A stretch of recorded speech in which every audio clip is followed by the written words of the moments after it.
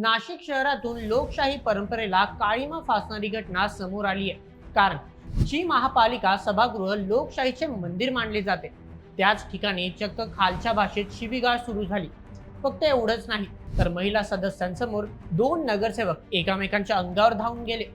त्यामुळे ज्या सभागृहात सर्वसामान्य जनतेच्या प्रश्नांवर चर्चा व्हायला हवी, त्या सभागृहात लोकप्रतिनिधींनी नेमका कोणता प्रकार चालवला आहे, असा संतप्त सवाल आता नाशिकचे सर्वसामान्य जनता विचारते आहे.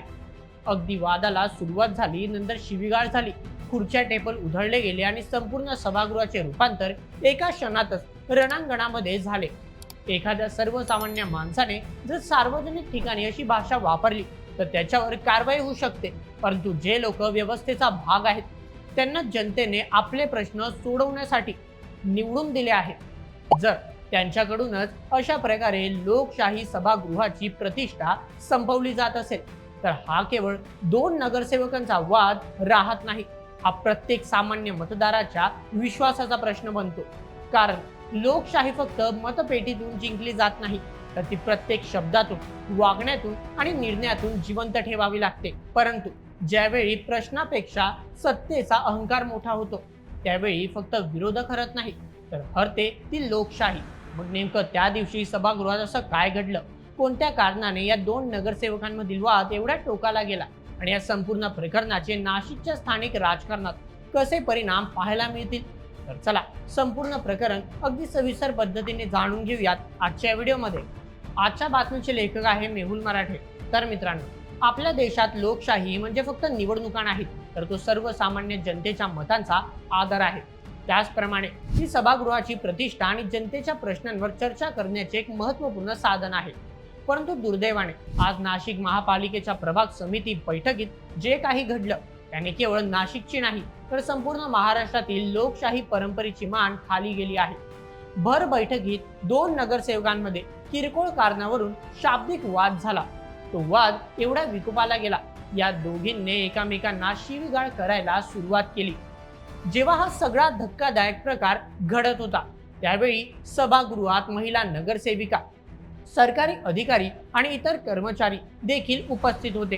या संपूर्ण प्रकारामुळे सभेतील कामकाज काही काळ ठप्प झाले होते. तसं तर या घटनेनंतर दोन्ही नगरसेवकांकडून दिलगिरी व्यक्त करण्यात आली. मात्र या घटनेचे वृत्त समोर आल्यानंतर आता सर्वसामान्य नाशिककरांमध्ये संतापाची लाट निर्माण झाली आहे.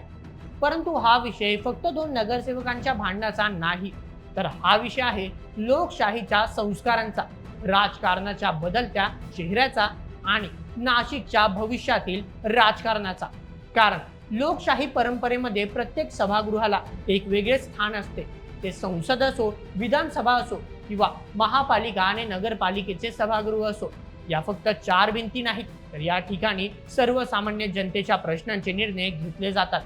इथेच रस्ते मंजूर होतात, इथे पाणी पुरवठ्याचे निर्णय होतात, इथे शाळा, रुग्णालय, ड्रेनेज, आरोग्य आणि नागरिकांच्या रोजच्या आयुष्याची संबंधित प्रश्नांवर चर्चा होते. म्हणूनच या सभागृहांना लोकशाहीचं मंदिर म्हटलं जातं.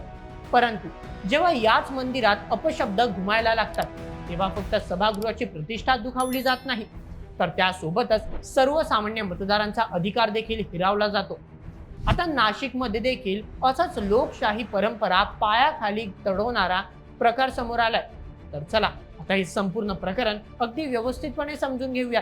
तर नेमकं घडलं असं की नवीन नाशिक प्रभाग समितीच्या अधिकृत बैठकीत भाजपचे नगरसेवक सुधाकर बडगुजर आणि अपक्ष नगरसेवक मुकेश शहाणे यांच्यातील जुना वाद उफाळून आला. या दोन्ही नगरसेवकांनी भर सभागृहात एकामेकांवर अत्यंत खालच्या भाषेत शिवीगाळ करायला सुरुवात केली. या दोन्ही बड्या नगरसेवकांमध्ये झालेल्या या हाय व्होल्टेज राड्यामुळे महापालिका प्रशासन, त्याचप्रमाणे नाशिकच्या राजकीय वर्तुळात एकच खळबळ उडाली आहे. विशेष म्हणजे सभागृहात बैठकीदरम्यान निर्माण झालेला हा वाद आजचा नाही, तर महापालिका निवडणुकीच्या काळातील होता. त्यामुळे निवडणूक होऊन एवढे दिवस उलटून देखील अजूनपर्यंत हा वाद सभागृहात धुमसत असल्याचं सध्या चित्र आहे. मिळालेल्या माहितीनुसार महापालिका सभागृहात नवीन नाशिक प्रभाग समितीची महत्त्वपूर्ण बैठक सुरू होती. यावेळी सिडको परिसरातील दूषित पाण्याच्या गंभीर प्रश्नांवरून काही महिला नगरसेविका सभापती बाळकृष्ण शिरसाट यांना निवेदन देत होत्या. महिला नगरसेविका निवेदन देत असताना सभापतीने उभे न राहता खुर्चीवर बसूनच निवेदन स्वीकारावे असा अजब सल्ला अपक्ष नगरसेवक मुकेश शहाणे यांनी सभापतींना दिला। त्यावेळी नगरसेवक शहाणे यांनी दिलेल्या सल्ल्यावर भाजपचे नगरसेवक सुधाकर बडगुजर यांनी प्रश्न उपस्थित केले आणि इथूनच या दोन्ही नगरसेवकांमध्ये शाब्दिक युद्ध रंगायला सुरुवात झाली। दोन्ही नगरसेवकांमधील हा शाब्दिक वाद अगदी थोड्याच वेळात अगदी विकोपाला जाऊन पोहोचला होता।